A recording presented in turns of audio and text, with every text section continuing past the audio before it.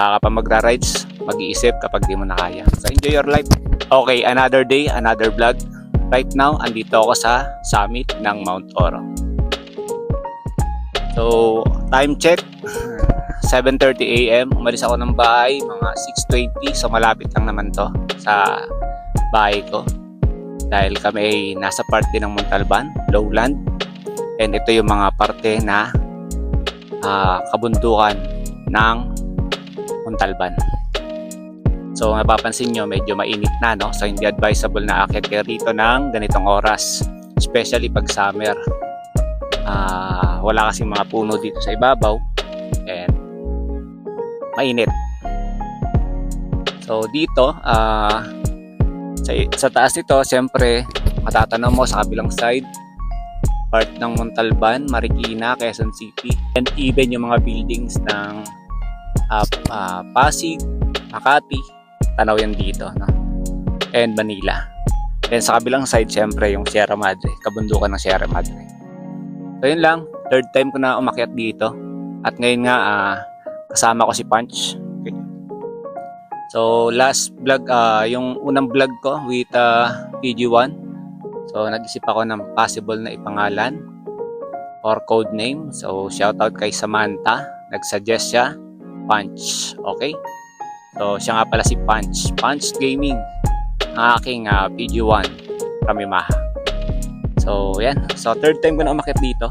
And ngayon naman, smooth na smooth dahil syempre gamit ko si Punch. Ang mga nakaraang akyat ko rito, scooter yung gamit ko eh. Pero kaya naman. Pero ngayon, mas basic siya kasi kahit paano pang off-road yung gamit natin motor. So yun, mainit.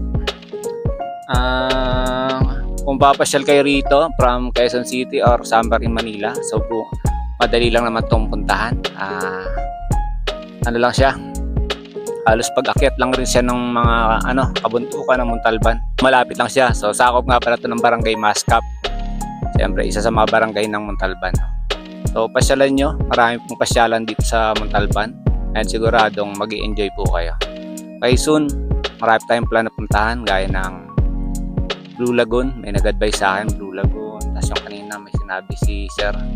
Shoutout nga pala kay Sir, yung nag-picture sa akin kanina, kay Sir Matt sa kanyang pamilya. So yun, kasama ko Sir. Sir, paano Sir? Matt, umakyat rin sila rito sa Mount Oro. And syempre, photographer ko for today. Sir, thank you Matt. Sir Matt, thank you. Okay, salamat sa kanyang pamilya. So inabutan ko sila rito kanina. So umalis na rin sila dahil nga medyo mainit. May kasama silang bata. And yun. So after nito, rides pa. Rides ng rides hanggat kaya.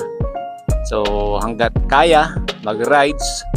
Tsaka kapag magra-rides, mag-iisip kapag di mo na kaya. So enjoy your life. Ang importante habang nag-enjoy ka, nagpo-provide ka rin sa pamilya mo. Yun lang. So today's vlog, Thursday, day off ko po. Shoutout sa mga ka-green, sa mga bossing ko dyan sa Green GSM. See you and salamat sa suporta. Let's go. Alam niyo na kung ano to, pineapple juice. Kita niyo naman, napakainit ng panahon ngayon dito sa taas ng Mount Oro. And syempre, courtesy of Green GSM. So day off ko today. Okay. May pineapple. So pineapple kasi